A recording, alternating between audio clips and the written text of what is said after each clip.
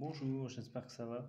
Je vous fais aujourd'hui une nouvelle petite vidéo pour vous expliquer comment vous pouvez rédiger vos lettres de motivation pour trouver des stages. En fait, c'est une demande qui m'est parvenue, arrivée il n'y a pas si longtemps parce qu'il y a beaucoup de gens qui m'ont demandé tout simplement enfin si je pouvais rédiger leur lettre de motivation, les aider à rédiger leur lettre de motivation pour entrer en stage, tout simplement parce qu'il y a certaines écoles qui ne prennent pas, comment dire, la peine en fait tout simplement de donner des stages aux élèves, quoi.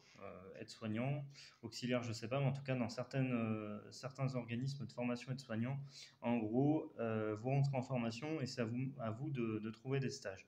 Ce que je trouve tout simplement honteux, mais enfin bon. Bref, passons donc là, puisque cet état de fait de toute façon est là. L'idée en fait, donc là je vous explique comment vous pouvez rédiger donc ce type de lettre de motivation qui ne change pas tellement de la lettre de motivation classique que vous allez faire pour une institution, même si je pense sincèrement qu'elle est plus facile de cette façon-là.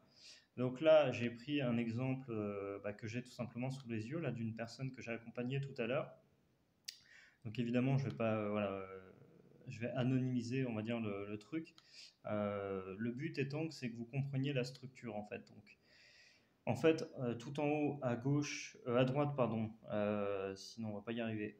Plutôt à droite, vous mettez donc le nom de l'institut auprès de qui vous postulez. Vous n'êtes pas obligé de mettre le nom du responsable, notamment, même si c'est conseillé, notamment parce que tout simplement, par exemple, dans le cas des EHPAD, là, par exemple, j'ai accompagné cette personne et en fait, souvent, pour le cas des EHPAD, c'est beaucoup de grands groupes et du coup, il y a un directeur général ou limite un PDG, donc c'est compliqué en fait de vraiment, disons, trouver la personne idoine à qui s'adresser. Donc, ne vous cassez pas la tête si ça vous arrive. En fait, l'idée, c'est vraiment tout simplement de mettre le nom de l'établissement avec l'adresse, la date, et puis ensuite, en admettant quoi que c'est un stage d'observation. Donc bon, c'est pas obligatoire, mais en tout cas, vous pouvez mettre la date voilà, à laquelle vous avez rédigé la lettre.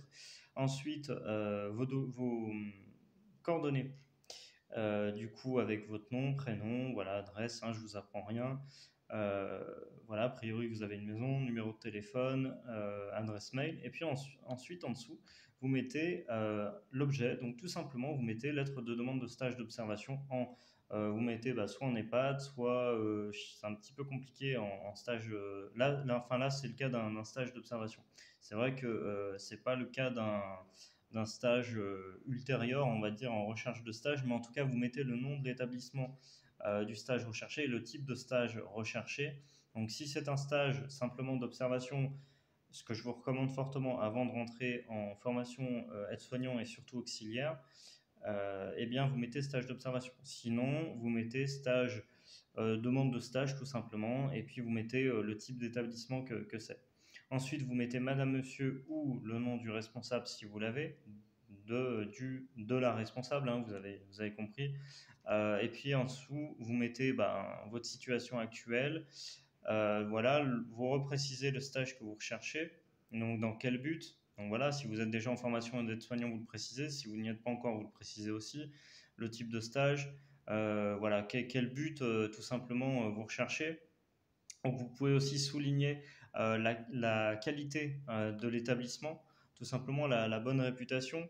Euh, voilà, expliquer peut-être un petit détail. Par exemple, là, dans le cas de la gériatrie, pour cette personne, on a dit que du coup, c'était quand même une composante très importante du métier d'aide-soignant. Après, là, on a parlé aussi, là, pour le coup, d'un stage d'observation de ses disponibilités à lui. Donc voilà, ça, on l'a mis en avant. Si vous avez fait par exemple du bénévolat, ou si vous êtes disposé à en faire, n'hésitez pas à le mettre. Alors, il ne s'agit pas de mentir, évidemment, encore une fois, mais d'agrémenter votre profil et de